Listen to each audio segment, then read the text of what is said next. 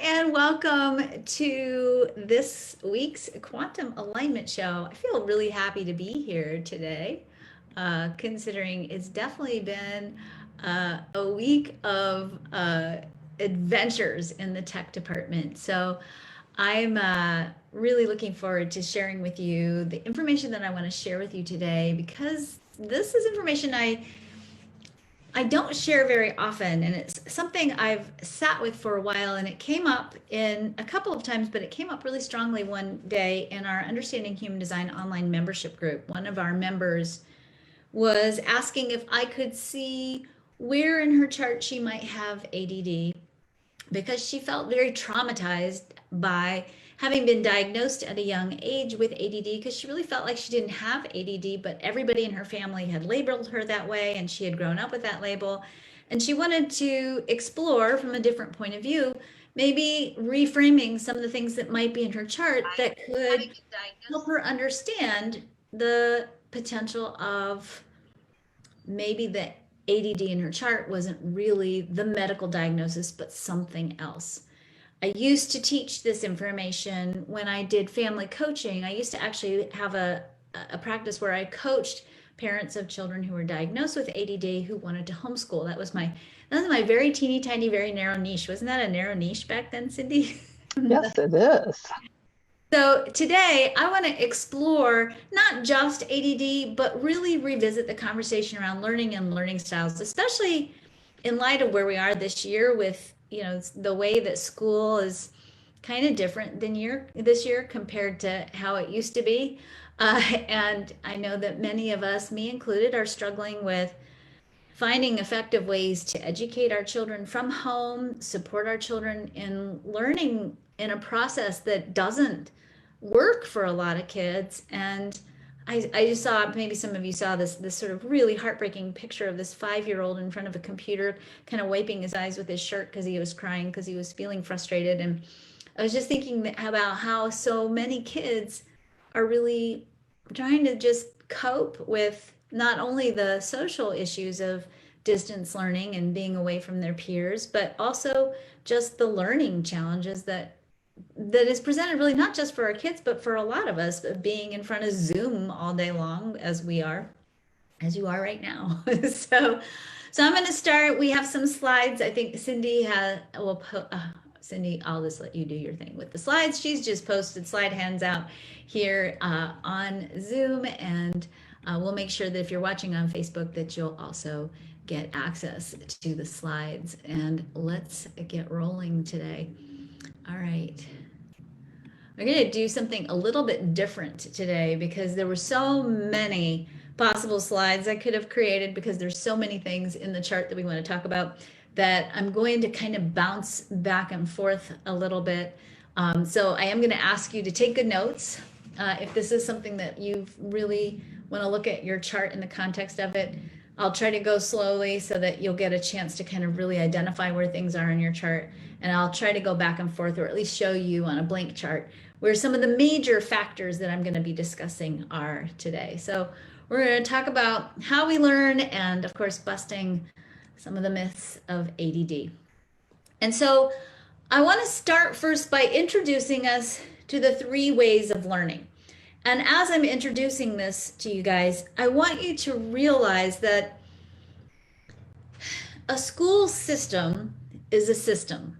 And because it's a system, and because it's a system that I believe, this is my personal belief, that is a system that's overtaxed, that has so many students in it and doesn't really quite have the funding necessary to effectively meet the needs of the students, is a system that maybe in a lot of ways is devalued or not valued enough in our community.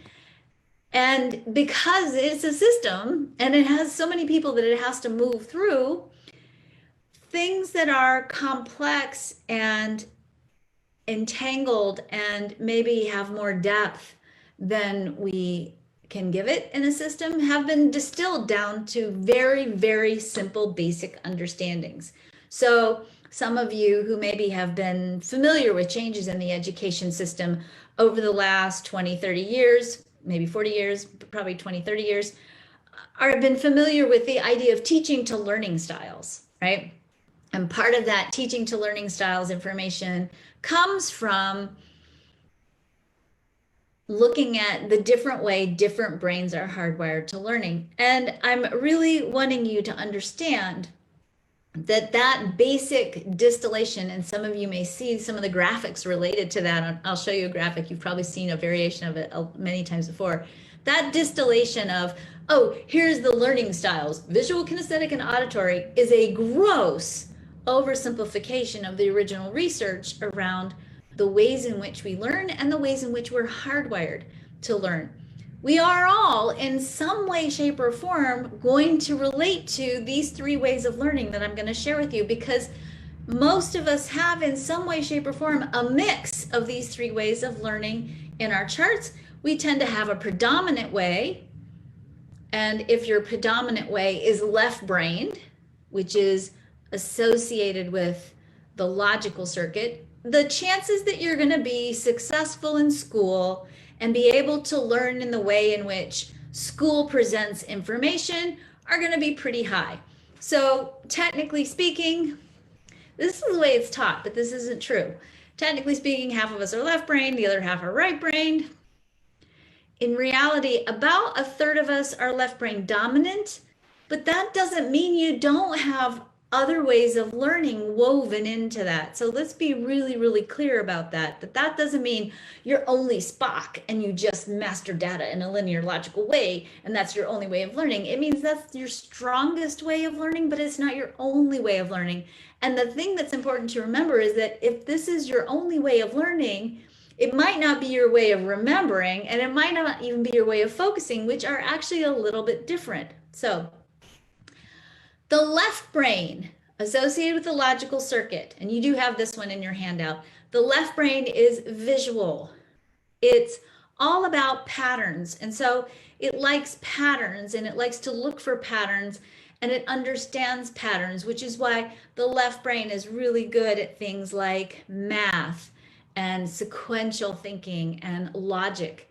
It learns through repetition. So if you teach a left brain dominant child the multiplication tables, they're going to learn it better if you do it over and over again. So how many of you have used flashcards, right? And you use the flashcards and you do them over and over and over again until the kid memorizes them. Well, that works great if you have a left brain dominant child.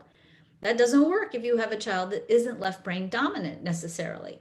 Left brain children, as I said, they sequence, they think in words. So when you give a left brain child, a left brain dominant child, the writing assignment of, you need to write an essay about the best parts of the summer, 3 paragraphs, what happened in the summer, what did you enjoy, right? A left brain dominant child is going to be able to go, okay, step 1, step 2, step 3, and put those 3 paragraphs in a linear sequential order. And that's not going to be a huge challenge for them.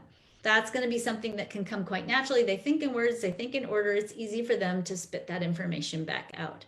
Left brain dominant children like math and facts. They might like math, but they can do math and facts. And when they do math, and this is important because of the way math is taught in school, when they do math, they can prove through their work how they got to the answer that they got to. That's important because not everybody can prove how they got to the answer, but it doesn't mean that their answer is wrong. Important. In the way in which we've distilled this information down into a really simple formula, we say things like, you're either left brain dominant or right brain dominant, because the brain has 2 halves, so you can't be anything else other than that, right? But you can. The right brain dominant person is going to usually have, in some way, shape, or form, more definition, particularly in the head and the ajna. This is true for logic. If you have logic, this is usually about the head and the ajna. In the right brain, it's also head and ajna, and they're going to be more heavily defined towards the sensing circuit in the head and the ajna. So again, you have this in your slide handout. If you're trying to figure out in your chart, am I left or right brain dominant? Go back and look at the slide handout. Right brain dominant children typically don't always do poorly in school, but the way that the school system traditionally shares information isn't really ideal for the right brain dominant kid. Children who are right brain dominant tend to learn through the power of their imagination and storytelling. They are holistic thinkers, so they oftentimes will see the really big picture, but really sort of struggle to find the details and the little finite bits outside of the big picture. They're intuitive in the way in which they learn. They often are associated with with liking the arts, but I really want to be mindful when we say this, because sometimes we start to break this out because we love formulas so much, right? Because we're so deeply conditioned by logic in the school system. We're like, right brain dominant people are creative, artsy people, and left brain dominant people are scientists. I actually find that a lot of my clients who are right brain dominant are very scientific. They're possibility seekers. They see a big picture and they are exploratory. I find that many engineers, for example, are very right brain dominant, which surprises me. And interesting enough, I find this also surprising. I find that a lot of archetypes actually tend to be more left brain dominant than right brain dominant. And I would have thought that was flipped. But that's, and again, this is all totally anecdotal. I have zero statistics to back this up. So this is just stories from Karen's desk. Okay.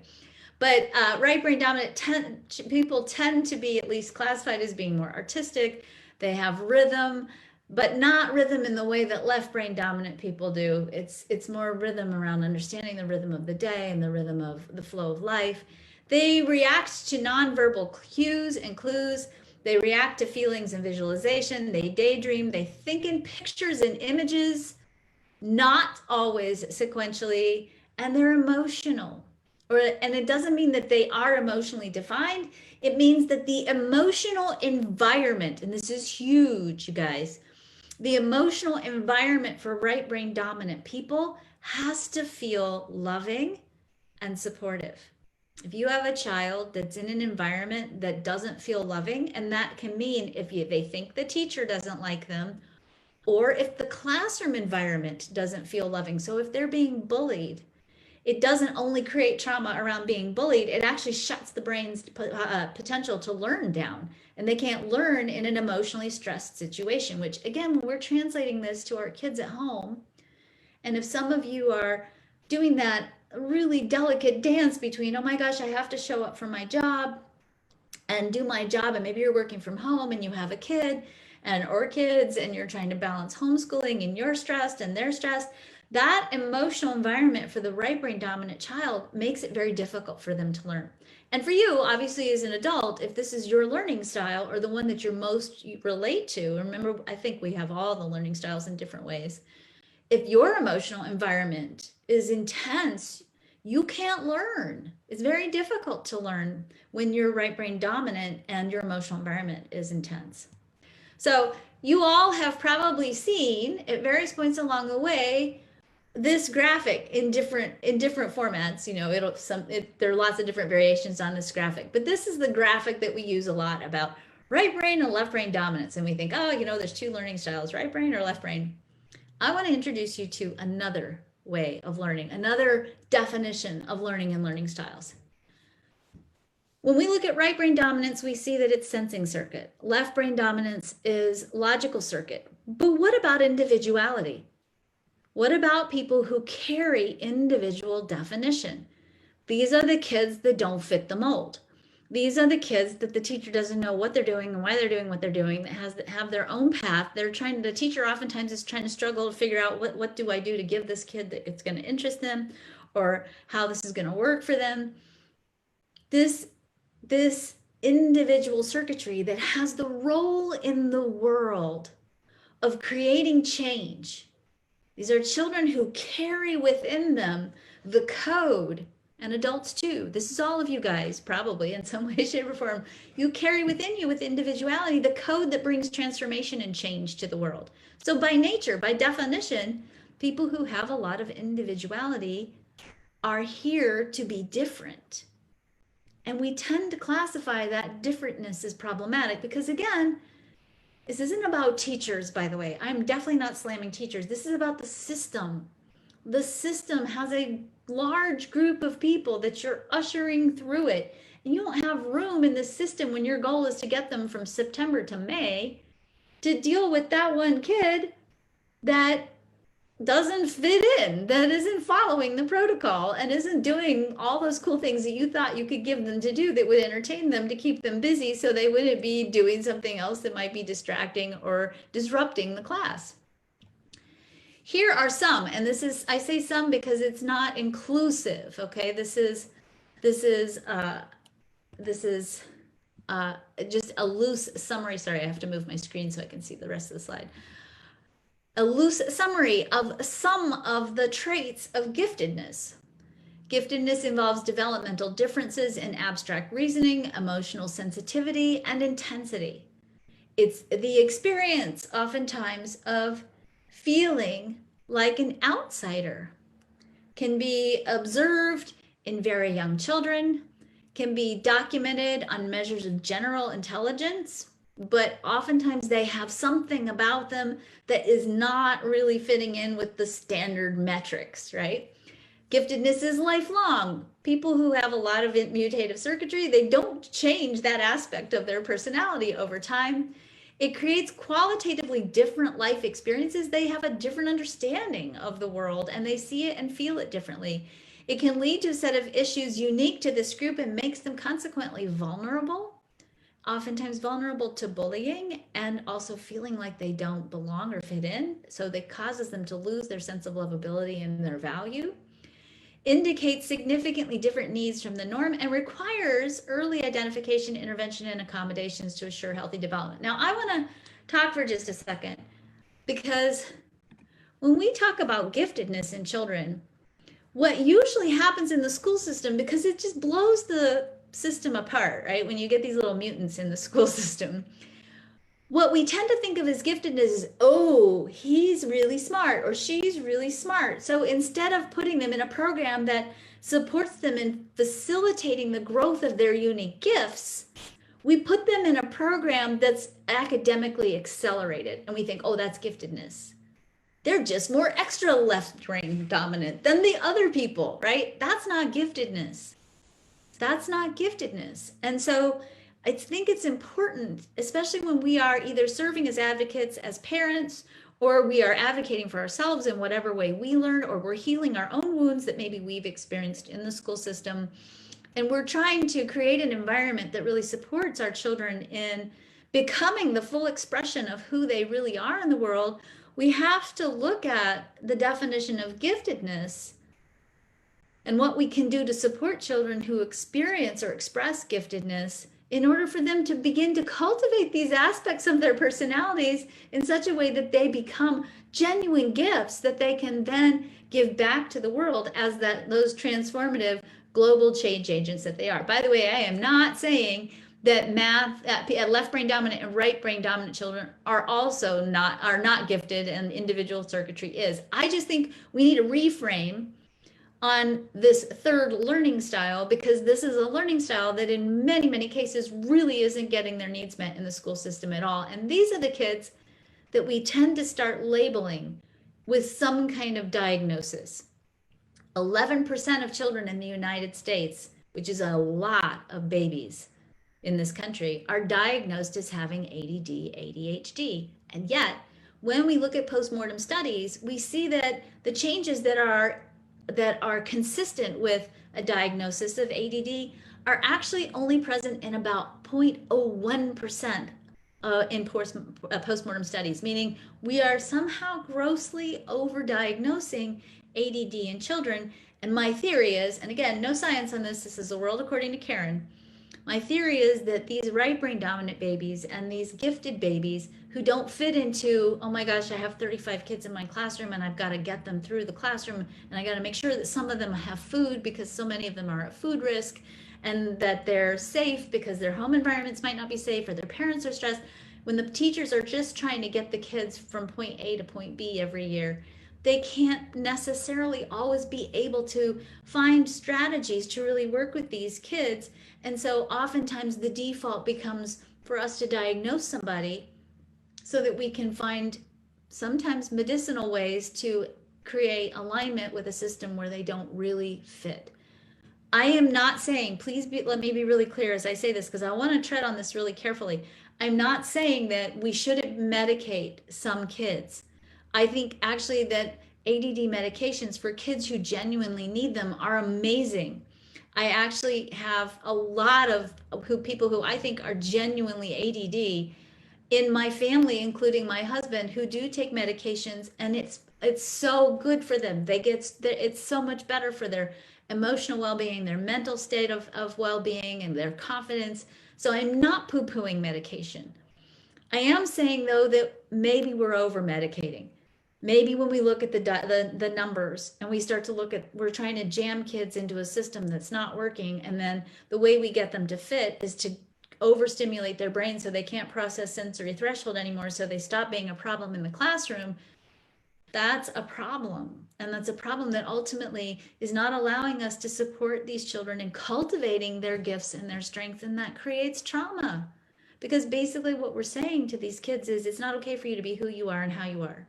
You need to sit still and you need to focus on this stuff in front of you instead of thinking about how you're going to solve the world problems by inventing, a wastewater treatment facility that simultaneously allows you to use the water to grow new crops for people who don't have food, which is really what will come out of these kids who are gifted, these kids who are able to think about solutions from a unique and transformative perspective. If we shut that down, we miss the opportunity to tap into the elegant solutions that these young people are eventually going to be bringing onto the planet. Okay, opinionated lecture over. All right. So let's start looking at rethinking ADD and the idea of rethinking some elements of ADD through the lens of human design. So if you have never looked at the diagnostic criteria for ADD, I thought that I would put them up here for you, because I have found, at least personally, and I'm pretty sure that I absolutely do not have ADD, that in spite of not having ADD, I still have a lot of the symptoms of ADD. Some of those symptoms are directly correlated to the symptoms of menopause, by the way, just in case you were wondering. A person with ADHD inattentive type has most of the following symptoms, excluding situations where the symptoms are better explained by either other psychiatric or medical conditions. And by the way, according to the DSM-R, you are not supposed to be able to diagnose a child with ADD until they are at least the age of 7. And yet, when we start to look at the numbers anymore, we have kids on ADD meds at 4 and 5 and 6. The brain is too immature to assess. I'm going to give you another really interesting statistic that breaks my heart. If you have a child who is on the younger end of the bell curve of age in their classroom, the youngest children in the class, those are like the April, May, June babies, July babies, August babies. The youngest kids in the class have a 60% higher chance of being diagnosed with ADD. Who knew that ADD was an age-related issue? But apparently it is. And the issue is really, these are kids that are going to be on the outer edges of the developmental spectrum in the classroom, and consequently can't always adhere to some of the things that are happening in the classroom because they're not mature yet. And when the brain is not mature yet, particularly when it's really little, we can't diagnose ADD because the brain, all the parts of the brain haven't synced up yet. So people with ADD can be easily distracted, miss details, forget things, and frequently switch from one activity to another. They may have difficulty maintaining focus on one task. They become bored with a task after only a few minutes, unless they're doing something they find enjoyable. They have difficulty focusing attention on organizing or completing a task. They have trouble completing or turning in homework assignments, often losing things, like pencils, toys, assignments, or in my case, my keys or my cell phone, needed to complete tasks or activities. Appear not to be listening when spoken to. They daydream, become easily confused, and move slowly. They have difficulty processing information as quickly and as accurately as others. They struggle to follow instructions.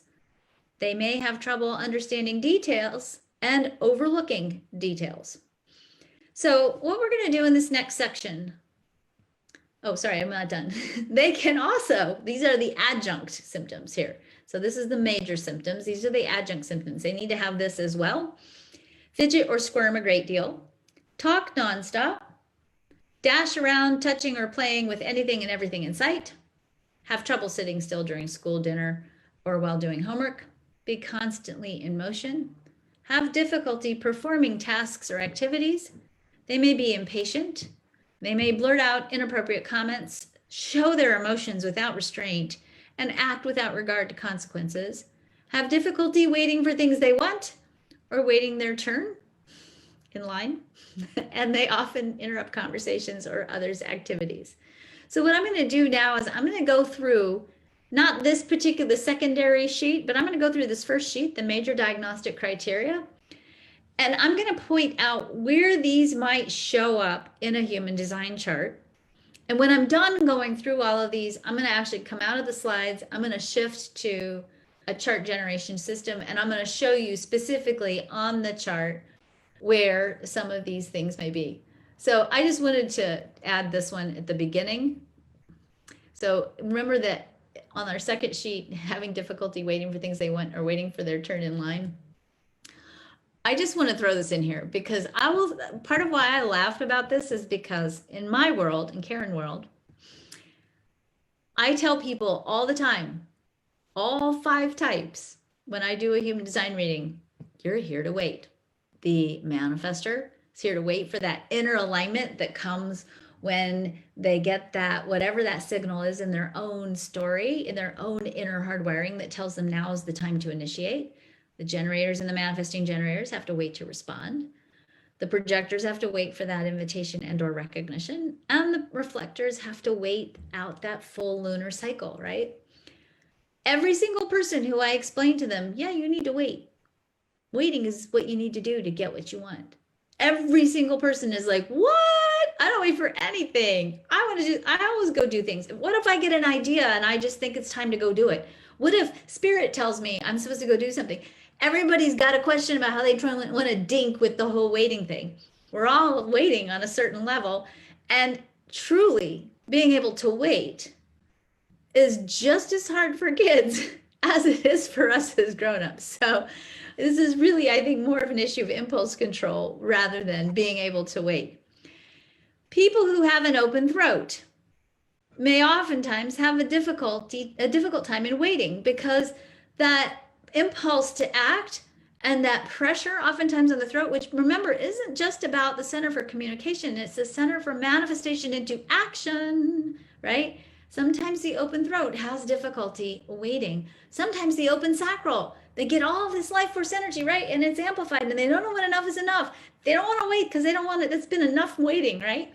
And of course, our manifesting generators and our manifestors who, thank you very much, we don't wait for anything. So this is, again, I'm just want to walk through this looking at this through the lens of human design, because I think that this will explain some of the things that we see in this diagnostic criteria.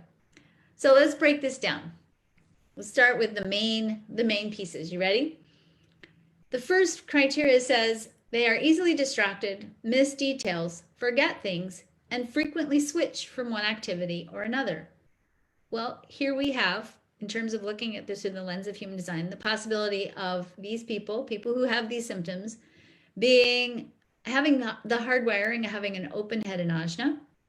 They may have the gate 41, the gate of imagination, defined. They may be manifesting generators who are by design designed to skip things, skip steps, right? They might be a 3rd or a 6th line profile who have to learn through experimental learning, experiential learning. Or they may have the channel 6124 or the 4323, 2 channels that oftentimes indicate that you really need time to think and daydream as a way of integrating what you know. Okay, so again, bear with me. I'm going to go through all these and I'm going to show you where these are on the chart. Second criteria, have difficulty maintaining focus on one task. Again, the channel 6124 and the 2343, which needs time to think, not time to think in order to integrate. The gate 9 and the gate 52, which oftentimes present huge challenges in focus and learning, The 952 this channel is located on the top right-hand side of the will center, pointing towards the sacral center. This root center, sorry, pointing towards. What did I say? The will center. Sorry, forgive me. The root center, pointing towards the sacral center. So this entire channel, which is a channel that is all about focus, has two complementary themes in each of these gates. And you really need to be able to draw on both of these energies in order to really achieve effective focus. Most people will pick that up in a classroom setting. Usually the collective aura of the classroom has both of these gates in it. But if you have definition in one of these gates and not the other one, if you have a hanging gate in this channel, it can create sometimes some interesting dilemmas around focus. So the gate 52 is kind of like the eagle. It gives you an eagle eye view of the whole big picture, right? Somebody with the gate 52 can see all the parts, all the potential parts, the way all the parts work together. They can get a really big eye, bird's eye view on what's going on. The gate 9 is really literally where the focus is. When the eagle, if you think about going back to the analogy of the eagle, when the eagle's flying over the field and it sees a rabbit, right? It starts to dive down and get the rabbit then jumps down the rabbit hole, right? The eagle can't catch the rabbit if it doesn't know where to focus its sight so that it can fly effectively down and grab the rabbit. The rabbit goes down the rabbit hole. The 9 by itself can tend to go deep, deep down into rabbit holes, focus. Sometimes we call this obsession, okay?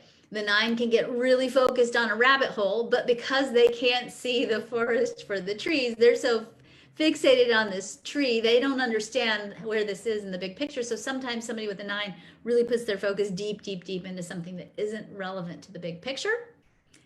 The 52 sees the big picture in such a big way, they don't know where to point their focus in order to land on the right spot to be effective. So both of those gates sometimes struggle with focus in different ways.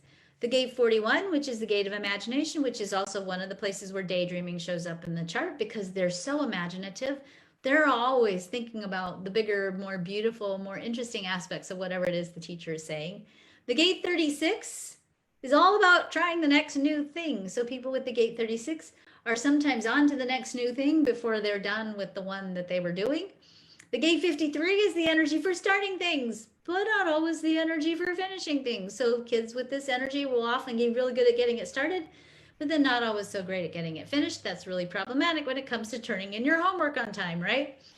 Manifesting generators, oi! I just did a podcast interview this morning with Tina Rusnak, and we were talking about, because she's also a manifesting generator, the judgment we get from not picking one thing and sticking with it. Manifesting generators are not supposed to pick one thing and stick with it. A 3rd or a 6th line profile is going to learn through experimentation and exploration. And of course, open-headed ajna, which is like 70% of us, sometimes have difficulty maintaining focus on one task. The next criteria. People with ADD become bored with the task only after a few minutes unless doing something they find enjoyable. I don't even know what to say about this one. Okay, so back to the gate 36, which can get bored. And when it gets bored, it goes off and does the next new thing. And all the generator types who are designed to respond to the things they love and not do the things they hate. Because when they're forced to do the things they hate, they cut themselves off from their inner authority and their life force energy, right? I'm not even going to go into that one. Have difficulty focusing attention on organizing or completing a task. Again, open head and ajna. Sensing circuit doesn't put things in order. They see the big picture. They're sensual. They see the story. They're holistic thinkers. And individual circuitry people, also, they don't put things in order. This whole idea of being organized and completing a task is a very left-brained criteria. The gate 53, as I said, is the gate of starting things. Somebody who has the gate 53 defined with the 42 open is going to have difficulty finishing what they started. And so we say, oh, well, you're not organized. Maybe it doesn't have anything to do with organized. Maybe it has everything to do with they're not good at finishing things. People with the gate 42 and the 53 open, this is a root center energy, by the way, that comes from the left side of the root towards the sacral center. The gate 42 is not so great at starting things, but really good at finishing things. And so oftentimes these are the kids that are sitting and kind of going, what am I supposed to do again? What am I supposed to do again? Because they don't have the energy to get it started. Again, the channel 6124 and the 4323 have got this imagination, dreaming, thinking need. They need time to think, because if they can't think, they can't figure out what it is they're supposed to be doing and get organized. They need that integration piece that comes from thinking. The gate 52 and the gate 9, we just talked about that. That's the focus piece. The manifesting generators, again, is it really that they're not organized or focused, or is it really that a manifesting generator needs to do 3 or 4 things simultaneously, and probably 1, maybe 2 of those 4 things will actually bear fruit and the others will not, because part of why the manifesting generator is doing what they're doing is because they need to burn off all the extra energy they have, so that extra doingness keeps them busy so they don't fry their thyroid, basically. And of course, a 3rd or a 6th line profile has to experiment and explore. Have trouble completing or turning in homework assignments, often loses things like pencils, toys, assignments, and needed to complete tasks or activities. Again, the gate 53 or the 42, difficulty starting, difficulty finishing, open head and ajna, and of course, our poor little manifesting generators. So you notice how many times they show up on the list? I want to say that when I used to coach people, parents of children who had ADD, I think I had one kid who was a manifester. I never had an ADD client who was a projector. Not saying that there aren't any, but I'm saying it wasn't the most typical. It was most typically generator types who were diagnosed with ADD, which I thought was really interesting, because in the beginning, when I first learned human design, I thought for sure it was going to be all the open sacral people amplifying all that energy and not being able to sit in the class. But it was actually the generators. And I think part of what sort of, this is again totally anecdotal, not scientific, but when I have 5 children, as you may know, 4 of my children are in their 20s. One is almost 30, which blows my mind. When I was homeschooling them, I homeschooled them for 11 years. When I homeschooled them in Texas, a couple of years that I was homeschooling in Texas decided that they would go to what they called the Back to Basics movement. This was kind of in the age of Reagan, I think. I'm really dating myself here, right?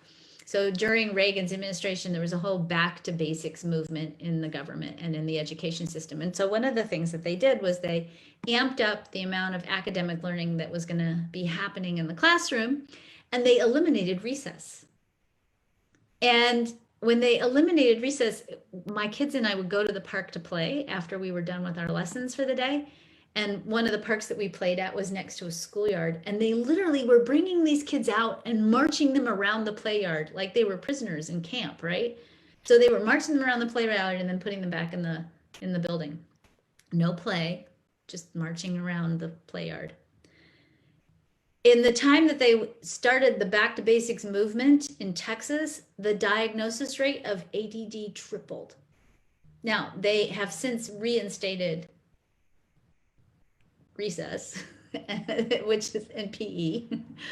But I think it's very interesting when you look at all these manifesting generators and generators who we know have to burn off the sacral energy, right? They got to burn it off. They're not burning it off and they're just sitting there, and eventually that energy's got to go somewhere, right? And what's happening is these kids, they don't burn off the sacral energy. They don't get enough playtime. After school, they were going then to whatever their after school activity was, whatever the extracurricular activities were. Then they're coming home and they're eating dinner and sitting and doing homework. And then they can't sleep at night, right? They don't sleep at night. When you don't sleep at night, this is true for adults and children, when you don't sleep at night, it messes up your body's ability to produce serotonin. Serotonin is a chemical that is part of the chemical complex necessary in the brain for focus. So if you get chronically sleep deprived, you lose your ability to focus. We all know that, right? When you're really tired, you have to go have a cookie or a cup of coffee or something, right? Because you need to raise your serotonin levels so that you can focus a little bit better.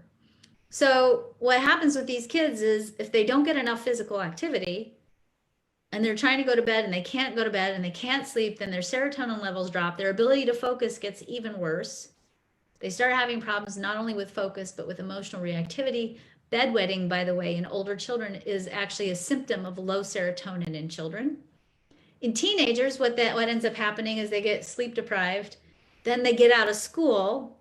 And I don't know if you've ever lived next to a Starbucks next to a high school, but they like pour out, this was olden days, pre-COVID days, right? They pour out of the high school into the Starbucks, and they're drinking all these super sugary, high caffeine drinks in the afternoon to prop themselves up, right? And then now they can't sleep because they're over sugared and they're over caffeinated, and it starts to happen. It just gets into a vicious cycle. So when I used to coach parents of children with ADD, one of the primary things we did is we explored sleep patterns in the family, and we got everybody to get on a good sleep pattern and a good exercise pattern so that all these kids could get their extra energy burned off and that everybody was sleeping better. And it was always interesting to me how after about 4 or 5 weeks of really good sleep, all the problems, all the challenges in the family started to go away. People started to get along better, the focus issues improved, the power struggles over homework started to disappear. It was like a whole new family emerged once everybody started to get good sleep. It seems so basic, right? Eat healthy food, don't drink a bunch of sugar and caffeine in the afternoon, get some exercise, and make sure you're in bed on time so that you get good quality sleep. Super important. I personally have some concerns about these kids being in front of the screens all day long, because what we also know is that when kids are in front of this blue light, and for some of you, you may also know that the EMFs, the electromagnetic frequencies from the screens, can disrupt the body's serotonin production and brain function, and it can make it difficult for kids to go to sleep at night. Kids especially, this is true for adults too though, we need to not be on screens at least 2 hours before bedtime, because our bodies need that space to be able to sleep effectively and to get good high quality sleep.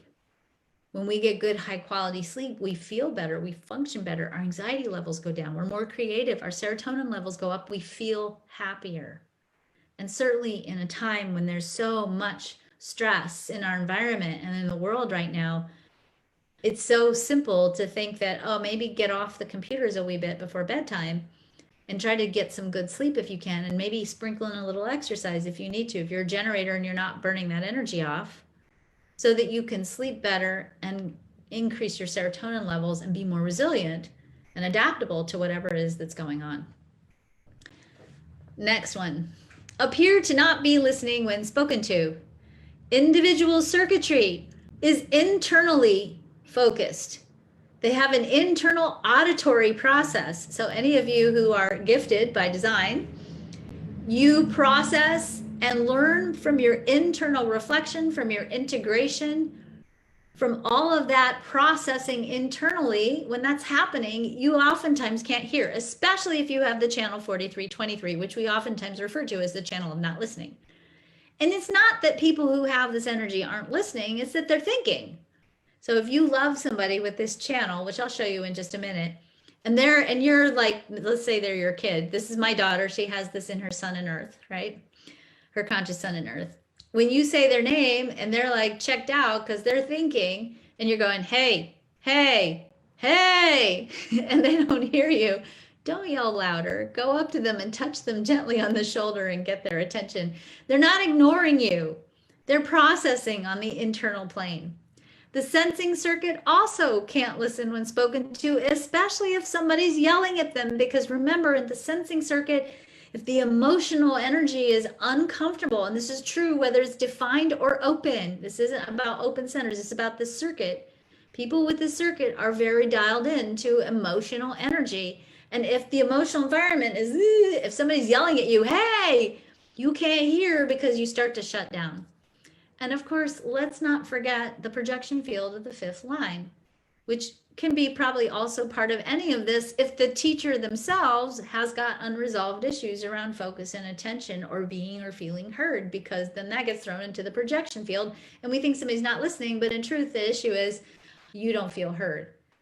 And that's a subtle difference, but an important one. The next one, they daydream, become easily confused, and move slowly. Again, that's the gate 41 or the 61, the sensing circuit. Emotional learning, again, remember when the emotional environment isn't supportive, people who have a lot of sensing circuit or who have emotional definition sometimes become confused and they move slowly because they're afraid. Their learning has shut down.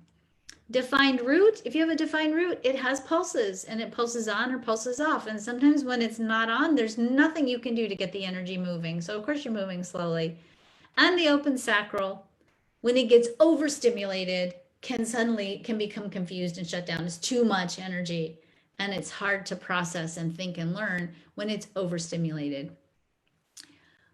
Has difficulty processing information as quickly and as accurately as others. You know, I just want to throw in here, as I say this, accurately is the sort of the buzzword here for the 3rd and the 6th line profiles. Remember, if you are a 3rd or a 6th line profile, you are designed to learn through experimenting and exploration. You are an experiential learner, which means you're not always going to get it right the first time, and that's an important part of your learning process. Emotional authority, again, requires that you have that time for the emotional alignment to happen. And here's what that means. You have an defined emotional solar plexus. You have emotional waves and energy. When you learn something, so let's say you have emotional authority and you're listening to me today. When you learn something, you're not actually going to integrate it into your understanding until you are back at the same point on your wave again. So you have to go through your whole emotional cycle before you go, oh, now I get it. This happens to me a lot when I teach human design. I'll have people who have emotional authority and they'll take all 4 levels, right? And then they'll disappear for like 8 months. And then they'll come back and they'll be like, I'm back. And part of what's happened is they've had to go through their whole wave with the information before it all integrates. Same is true, by the way, for the integration circuit, which I'll show you in just a minute. And of course, as always, the big culprit here, the open head and open ajna. They struggle to follow instructions. That's the sensing circuit because they don't think linearly. The individual circuit because they know stuff. And they don't know how they know that they know, but they know. So why do they have to follow the instructions if they already know it? The 3rd and the 6th line profile has to explore and experiment with it. So it looks like they're not following the instructions, but they are in fact following the instructions. They're just figuring out what's the best way to do it. The manifestors aren't designed to follow instructions. Thank you very much. They have their own inner authority. The generators and the manifesting generators are designed to respond, not to follow. The projectors are sitting there going, these are the instructions. Don't they understand? There's like a much better way that we could be doing this. And the reflectors are going, hey, let's just all be one and come together in this giant conglomerate of what's happening here. And oh my God, nobody's feeling these instructions, so I'm not going to do it either. Nobody's designed to follow instructions. We are designed to cooperate and engage in the learning process correctly according to our own unique design. Has trouble understanding details and overlooking details. That's the sensing circuit, individual circuitry, and manifesting generators. Okay, I'm going to stop there for a second because I'm going to open up a different screen for you guys just because I know that not everybody has all of this information on recall. So I just want to highlight for you some of the things that I've been talking about. So you may have heard me talk about the 61, the 24, the 43, and the 23. So these are the channels most often associated with the need to think as part of the integration process. You all know where emotional authority is. The gate 36, which we talked about, is a place where oftentimes people get bored, and when they get bored, they want to go explore the next new thing. The gate 41 is the gate of daydreaming. That's also sometimes associated with ADD, also associated with extreme creativity. The 52, which has the big picture perspective on focus, and the 9, which has the eye for going deep down the rabbit hole, where to put your focus. 53 is the gate of starting things. 42 brings us the energy for completion. The the integration circuit are these channels here. So if you have any of these channels, it means you need time to integrate and to learn. If you have an emotional solar plexus that is defined, you need to go through your whole wave as part of the learning process. Cindy, do you think there's anything else I forgot in this, showing people where things are?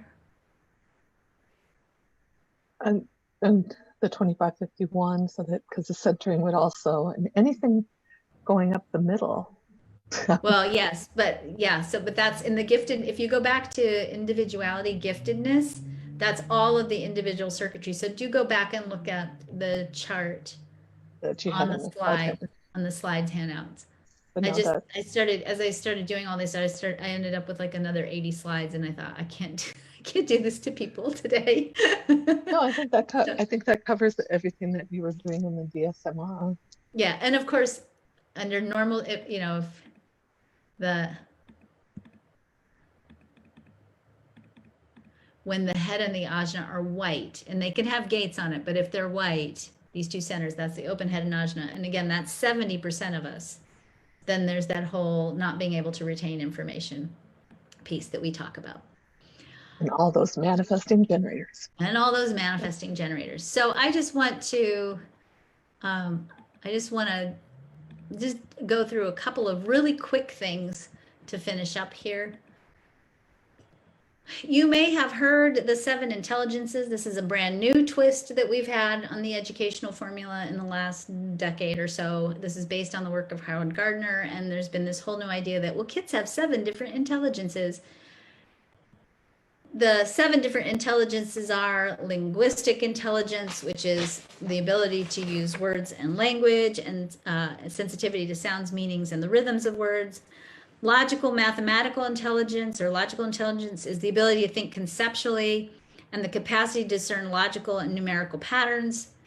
Kinesthetic intelligence is the ability to control body movements and handle objects skillfully. Spatial intelligence is the capacity to think in images and pictures and to visualize accurately and abstractly. Musical intelligence is pretty obvious. Interpersonal intelligence is the capacity to detect and respond appropriately to the moods and motivations and desires of others.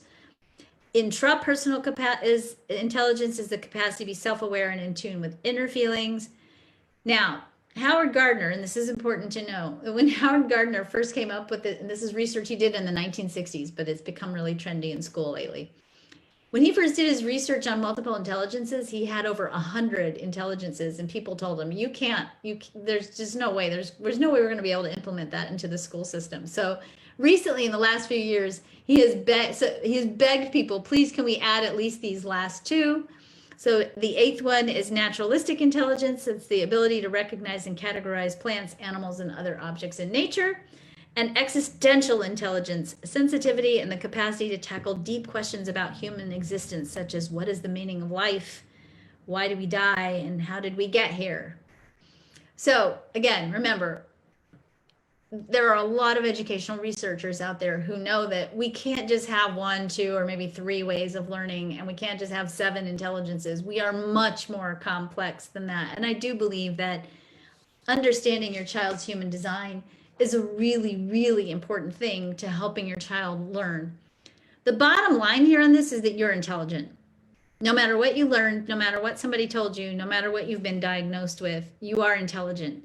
You have your own intelligence and your own unique capacity to learn in the way that's right for you. And if anyone's ever told you that you're not brilliant, they were wrong. Okay? They just didn't know how to see it. And I'm hoping that as we went through some of this today, that you got some new insights into how you are smart and how you are brilliant. I want to end with just some little quick hacks, and these are not by any means inclusive, things you can do to enhance your child's ways of learning if you are at home distance learning with your kid. First of all, know yourself and know your student. Remember that your human design impacts your child's human design. And I might also add with that, know your own attachments to the outcome. Some of us have a lot of deep parental attachments to our children doing well in school because it becomes a marker of how well we're doing, or it becomes a marker of the hope that, oh my God, my kid is going to grow up and be okay. When we can let go of attachments and we start to see our children for who they are instead of being attached to, oh my God, or what grade are they making? That space that gets created creates a lot more room for that child to step into their gifts. Create a safe emotional environment, which means if you're losing it because of whatever's going on around you, don't try to homeschool during that time. Your kids are going to learn, and they're going to learn even if we have 2 or 3 years of wonky schooling, they're going to be able to catch up. The brain is highly malleable. Your children are brilliant. You're brilliant. Everyone's going to catch up. So don't let these storylines around. There's going to be this giant gap and we're all going to be not brilliant. Is not true. The kids will catch up. You know, I homeschooled my kids and all of my kids learned to read on their own time frame. My oldest son learned to read, taught himself to read with assistance, obviously, when he was 9. He went from not reading to reading The Hobbit and The Lord of the Rings within 3 weeks. Okay, your kids will catch up. Teach them in multiple ways. If they're not learning the way that the teacher is teaching it, and especially over Zoom, and my God, some of these teachers are having to do double curriculum. They're teaching in small live circumstances, and then they're doing online lessons as well.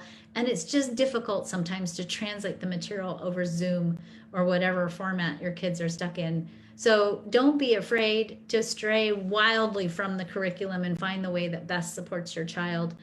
Again, the assessments and all those pieces will fall into place eventually. Focus on the O. This is a concept that comes from Rudolf Dreikurs, who was a child development specialist and an educational psychologist in the 1950s and 60s. He was a contemporary of Maria Montessori. He had a lot of conversations with teachers about encouragement and teaching children to really grow around the areas in their life that are working. And one day he was doing a walkthrough in a school with some teachers after school, and there was a teacher sitting there working on grading the papers of her students, and she looked up at Dr. Dreikurs and she said, what if there's just nothing about this child that's good? And Dr. Dreikurs took the paper out of her hands and he looked at the paper she was grading very careful, and he said, right there on this page is a perfect O. Always find the O and focus on what your child is getting right, because that creates not only a safe emotional environment, but it also allows them to move their focus into expanding in a way that feels good and gives them confidence. Minimize screen time and maximize outdoor time. These kids are sitting in front of these screens for 6 hours, sometimes even more. My daughter sits in front of a screen and then she goes to 2.5 hours of Hebrew twice a week, which I've put the kibosh on. Because we have lots of scientific data now that shows when kids are sitting in front of a screen, it changes the way their brain functions. And it makes it more difficult for them to learn. So don't be afraid to say, we're having tech difficulties today, and go turn it off and go outside. They'll learn more integrating outside than they will sticking their nose in front of the screen. Make sure you create enough time for them to move and groove the body. They need to move, and a lot of kids need to move to integrate information, especially our generator types. Have a lot of art supplies available if they get stuck or jammed up, especially when they're like really trying to work on math. Take a break and go do an art project instead. Keep index cards and post-it notes handy, especially for your right brain dominant children. That way, if they're trying to organize whatever their thoughts are, they can write all their thoughts out on index cards, and then they can shift them and move them around until they get the order that they want them in. Because remember, sequencing is hard for your right brain dominant children. For right brain dominant children as well, remember the sensing circuit is over on the solar plexus, is not associated with the timing of the spleen. So people who are right brain dominant need to not be operating under time pressure, because time pressure stops the learning process. So eliminate time and timing and pressure around timing. You have a lot of plants and animals in the environment, if you can, animals in the environment where your kids are learning. That energy of the plants, there's a lot of research that shows that when kids are around plants, it actually changes their energy and their focus. Kids who have pets can also manage the emotional intensity by hanging out with the dog or the cat for a while. Trust your child's direction and follow it. If your child's showing interest in something, let your child pursue that instead. Last year, we were looking at the end of the year when we were homeschooling last year, the block for the unit was Greek mythology. And my daughter, who's 11, is a radical feminist. And so we very quickly ditched Homer and studied women in ancient Greece, which there weren't that many, but we did. Feed your children good, healthy food because it helps them sustain their learning, especially make sure they get good essential fatty acids. Seek support if you need it. Know where your child is developmentally. Give your child more time to play than you think they need, because they need a lot of it. Craft agreements together with your child so that you can get them to agree to things according to their strategy. If they have the gate 5, they need rhythm and consistency. If they have the gate 15 and or emotional authority, they need to follow the flow. Mistaken motivations. I'm going to do another show on mistaken motivations because it's a topic that's kind of come up lately, but basically every energy type has energy needs. Know how to help your kids get their energy needs met.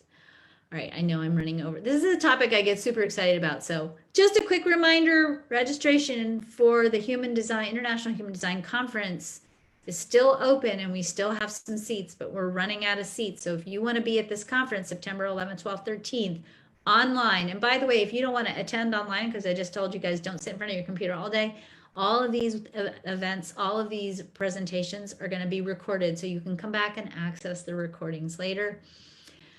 Registration is now open and you still can get a position in our vendor hall. Go check it out if you haven't. We've got some amazing, amazing women leaders in human design presenting. I can't tell you, I've had the privilege of interviewing them in podcasts recently, and it's just mind-blowing how incredibly excellent and committed and dedicated they are to your personal growth and evolution. Okay, I'm done, Cindy. Yes, there were some questions that came up, but we kind of went over. So I want one.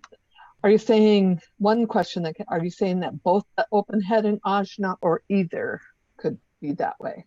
Do you have to have them both? If you have an open ajna, you're always going to have an open head. So either, yes.